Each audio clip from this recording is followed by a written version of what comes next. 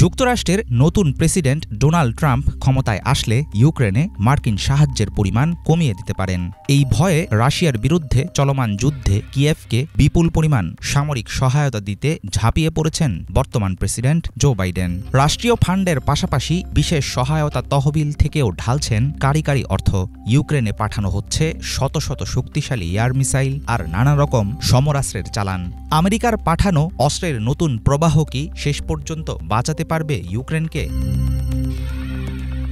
White হাউসের প্রকাশিত তথ্য অনুসারে ২০২২ সালের ফেব্রুয়ারিতে ইউক্রেনে রাশিয়ার আগ্রাসন শুরুর পর থেকে ৭৩,০০০ কোটি টাকার বেশি অর্থ সাহায্যের প্রতিশ্রুতি দেয় যুক্তরাষ্ট্র।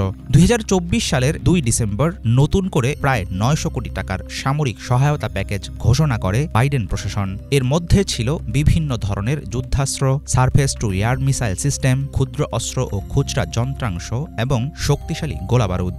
বাইডেনের নিয়ন্ত্রণে থাকা প্রেসিডেন্সিয়াল ড্রডাউন অথরিটি নামের বিশেষ ফান্ড ব্যবহার করে পাঠানো হয় এই সাহায্য। গত ৭ ডিসেম্বর আবারও ইউক্রেনকে প্রায় ১১০০ কোটি টাকার সামরিক সহায়তা দেওয়ার প্রতিশ্রুতি দেয় মার্কিন প্রশাসন। প্যাকেজের মধ্যে ছিল high mobility artillery rocket system, হিমরাসের জন্য ড্রোন ও সমরাস্ত্র। এই সাহায্য পাঠানো হয় সরকারের অন্য আরেকটি তহবিল থেকে। ১২ ডিসেম্বর কিয়েভকে আরও প্রায় ৬০০ কোটি টাকা সহায়তার খবর প্রকাশ করেন স্টেট সেক্রেটারি অ্যান্টনি ব্লিনকেন। এর মধ্যে ছিল হিমরাস সিস্টেমের জন্য গোলাবারুদ, ড্রোন ও সাঁজোয়া যান। ইউক্রেনে যুক্তরাষ্ট্রের অর্থনৈতিক অংশগ্রহণ ও সামরিক সহায়তার বিষয়ে বরাবরই প্রশ্ন তুলে এসেছেন ডোনাল্ড ট্রাম্প। ২০২৪ সালের সেপ্টেম্বরে নির্বাচনী প্রচারণার সময় সাহায্যের পরিমাণ নিয়ে ইচ্ছামতো একটি সংখ্যা উল্লেখ করে তিনি মন্তব্য করেন, জেলেনস্কি যখনই যুক্তরাষ্ট্রে আসেন $১০০ বিলিয়ন নিয়ে যান। ট্রাম্প প্রেসিডেন্ট না হলে এই যুদ্ধে ভেসেই থাকবে তার দেশ।